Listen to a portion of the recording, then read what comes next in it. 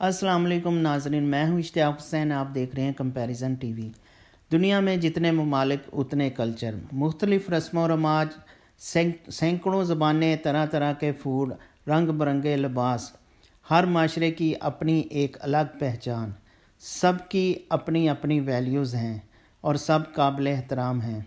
मगर मुख्तलिफ़ ज़बानों में कुछ अल्फाज ऐसे हैं जो बोले तो अलहदा अलहदा तरीके से जाते हैं मगर मतलब और मफ़हूम एक ही होता है। मसलन खुशी उर्दू में, इंग्लिश में हैप्पी, अरबी में सआदतुन और चाइनीज़ में शिंग फू। बहुत से ऐसे अल्फाज जो मुख्तलिफ़ ज़बानों में बोले जाते हैं लेकिन मतलब एक ही होता है।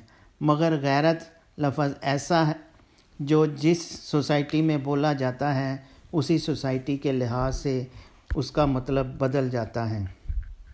हमारे यहाँ किसी की माँ बहन के बारे में बहुत महतात तरीके से बात की जाती है। अगर किसी से कहें कि आपकी बहन किसी लड़के के साथ होटल में चाय पीते देखी गई है तो भाई गैरत में आ जाता है और बताने वाले को ही मारना शुरू कर देता है। जबकि यूरोप में लड़की अपने वालिदैन भाइयों को अपने बॉयफ्रेंड के साथ खुद मिलाती है। इस बात पर भाई और बाप को कोई गैरत नहीं आती। न्यूडिटी इनके लिए कोई शर्म की बात नहीं। शादी के बगैर बच्चे पैदा करती हैं और फिर फ़ख्र से बताती हैं ये बच्चा फर्स्ट बॉयफ्रेंड का है और ये सेकंड का। गैरत का मतलब यहाँ बिल्कुल तब्दील है। इनको गैरत आती है जब कोई इनको झूठा कहता है या फ्राडिया या चोर या बेईमान कहे। हमारी सोसाइटी में भी चोर, झूठा, फ्राडिया, बेईमान कहने से लोगों को बहुत बुरा लगता था, लेकिन अब इन अल्फाज के मतलब हमारे माशरे में बदलते जा रहे हैं।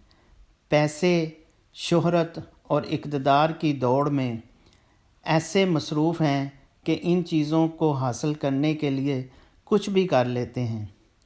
कोई इनको झूठा कहे, फ्राडिया, बेईमान कहे, चोर कहे, इनको कोई फ़र्क नहीं पड़ता। यहाँ तक कि कंट्री के वज़ीर आज़म को और तमाम सियासतदानों को भी ये अल्फाज बुरे नहीं लगते। अपने झूठ को यू टर्न का नाम देकर पर्दा डालने की कोशिश की जाती है।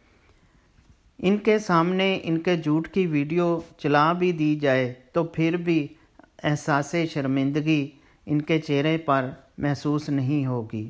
सोसाइटी की बदलती हुई सोच की हमें फ़िक्र करनी होगी। बचपन से ही बच्चों के अंदर एहसास पैदा करना होगा, वरना कल हम सच और ईमानदारी जैसे अल्फाज के मफ़हूम को समझने से कासिर होंगे। इजाज़त चाहता हूँ, आपका होस्ट इश्तियाक हुसैन।